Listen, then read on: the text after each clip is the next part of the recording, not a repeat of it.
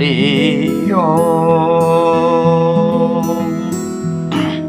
अकाल मृत्यु परिरक्षनाथं वंदे महाकाल महासुरेशं।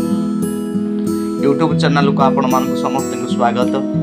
आज आम पढ़ा आज आम शुणा द्वादश ज्योतिर्लिंग भितर अन्य एक ज्योतिर्लिंग मल्लिकार्जुन ज्योतिर्लिंग सारा कथा। यह हैदराबाद आंध्र प्रदेश हैदराबाद निकटवर्ती कर्नाल डिस्ट्रिक्ट कर्नाल जिला रे अवस्थित श्रीशैलम पहाड़ पर पाखरे यह कृष्णा नदीर जहाँ आंध्र प्रदेश पाताल गंगा बोली कह जाए तार पार्श्व तटदेश अवस्थित। साधारणतः हैदराबाद रु 240 किलोमीटर गला परे कुर्नूल पड़े एवं एठी श्री शैलम मल्लिकार्जुन रे उभय हर और पार्वती को आराधना करा जाए एवं श्रीशैलंक पाई श्रीशैल शृंगे विबुधाति संगे तुलाद्रि तुंगे विशुद्धामसतं तमर्जुन मल्लिकार्जुनं पूर्वमेकं नमामि संसार समुद्र सेतु। संसार समुद्र सेतु होचंदी मल्लिकार्जुन। शंकर भगवान माँ पार्वती संसारी अटंती। भगवान को बामांकरे पार्वती पुओ पाखरे बसिचंदी। शंकर गला धरचंदी साप, कार्तिक वाहन मयूर, गणेश वाहन मूषा, माँ वाहन सिंह। सिंहर बड़ शत्रु होची हाथी। दिने दुई शिव एवं विष्णु मध्य कथाभाषा हेले जे आपण भारी खुशी अछंती। भगवान विष्णु कहले शिव को आपण भारी खुशी अछंती जाओ। शिव कहले पति पंचमुख सुत करी मुख सेनानी षडमुख भृत्य विमुख किं पुछामि मां। मते आपण कौन पचारुचंदी? गोटे पुअर मुहटे कुआडे गजमुख आ गोटे पुअर मुहटा षडमुख भृत्य आमर चाकर बाकर जहाँ अच्छा बा आमर भृत्य गुड़ाक ये जो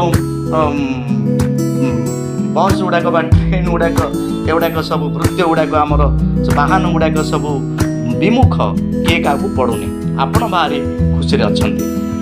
भगवान विष्णु हसीदेले एवं कहले एक भाज्या प्रकृति मुखारा चंचला सदितिया पुत्रस्ते एक त्रिभुवन विजयी मदन दुर्विवारुता शेषे सर्जो शयनं मृददो वाहनं पर्णगारी स्वरामि स्वरणं दारुभूत मुरारी। भगवान कहले गोटे भाजिया प्रकृति मुखारा घर भीतर को जिते गला बेले बिनाटी धरिकी के क्या करुवे। आ गोटे भाजिया मोर द्वितीय भाजिया दीटा स्त्री चंचला सी आगर को तागर को बुलुवे पाखे मंदिर में केतबेले रहिबे ना।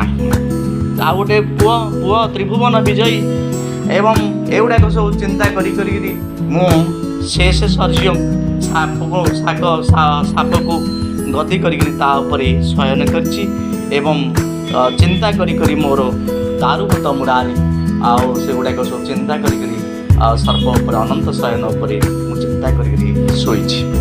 शंकर मथारे गंगा समस्त अपवित्र को नष्ट करुछंती। गलारे विष मथारे चंद्र अमृत शरीर चिता भस्म विरोधाभास।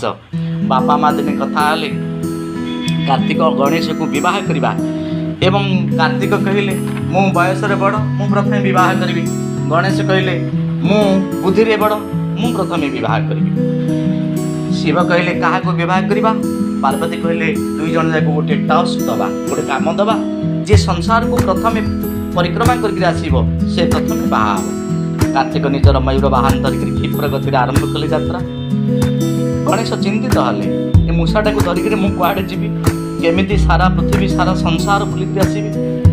सात माँ भवानी सी भाविले गणेश भाविले कार्तिक जितेबाला पड़े गले गणेश भाविले माँ तो भवानी आउ शंकर होचंदी भव सेमाने शरीर सेमाने सारा संसार मुख्य भव एवं भवानी दिने शंकर माँ भगवान शंकर माँ पार्वती बसिचंती ତାଙ୍କର ଚାରିପଟେ ଗଣେଶ ଥରେ କ'ଣ 7 ଥର ବୁଲି ପଡ଼ିଲେ।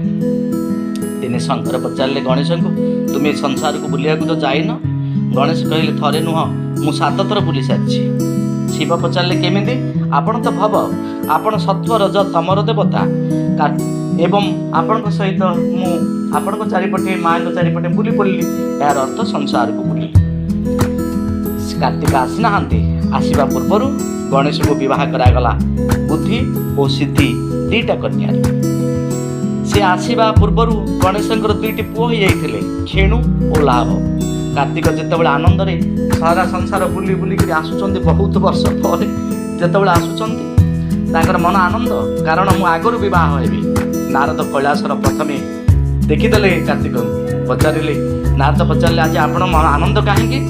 ନା ବାପା ଏକ କମ୍ପିଟିସନ୍ କରିଥିଲେ, ମୁଁ ସେଥିରେ ଜିତି ଯାଇଛି, ମୁଁ ବାହା ହେବି। ନାରଦ କହିଲେ, ଗଣେଶ ଆପଣଙ୍କ ପୂର୍ବରୁ ବାହା ହେଇଗଲେଣି, ତାଙ୍କର 2ଟା ଛୁଆ ହେଇଗଲାଣି। କାର୍ତ୍ତିକ କହିଲେ, ମୋତେ ଭଗବାନ, ମୋତେ ବାପା ମା 2 ଜଣ ଯାକ କପଟ କଲେ, ଏବଂ ଭାବିକିରି ଏ କଥା ଭାବିକରି ରାଗିକରି କୁଞ୍ଚ ପର୍ବତକୁ ତପସ୍ୟା କରିବା ପାଇଁ ପଳେଇଗଲେ।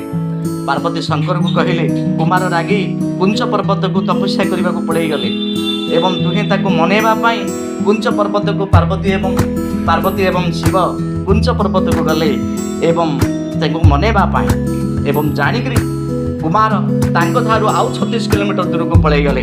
ଶଙ୍କର ଭଗବାନ କୁଞ୍ଚ ପର୍ବତରେ ଜ୍ୟୋତିର୍ଲିଙ୍ଗ ହୋଇକି ରହିଗଲେ। ଶଙ୍କର ଅନ୍ୟ ନାମ ଅର୍ଜୁନ ଏବଂ ମଲ୍ଲିକା ହେଉଛନ୍ତି ପାର୍ବତୀଙ୍କର ଅନ୍ୟ ନାମ, ତେଣୁକରି ସେହି ଜାଗାକୁ ମଲ୍ଲିକାର୍ଜୁନ, ସେହି ଲିଙ୍ଗକୁ ମଲ୍ଲିକାର୍ଜୁନ କୁହାଯାଏ।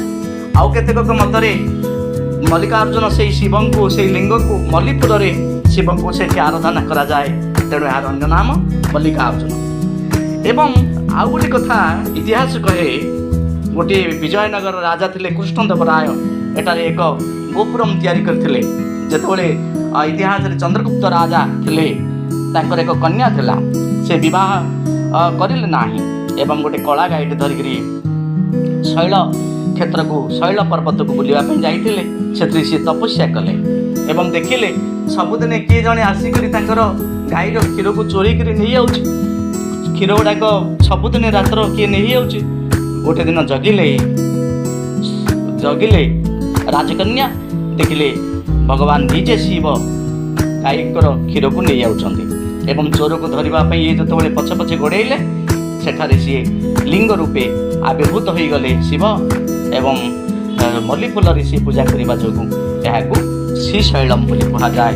ସମସ୍ତେ ବୋଲନ୍ତୁ ମଲ୍ଲିକାର୍ଜୁନ ଭଗବାନଙ୍କୁ ଜୟ।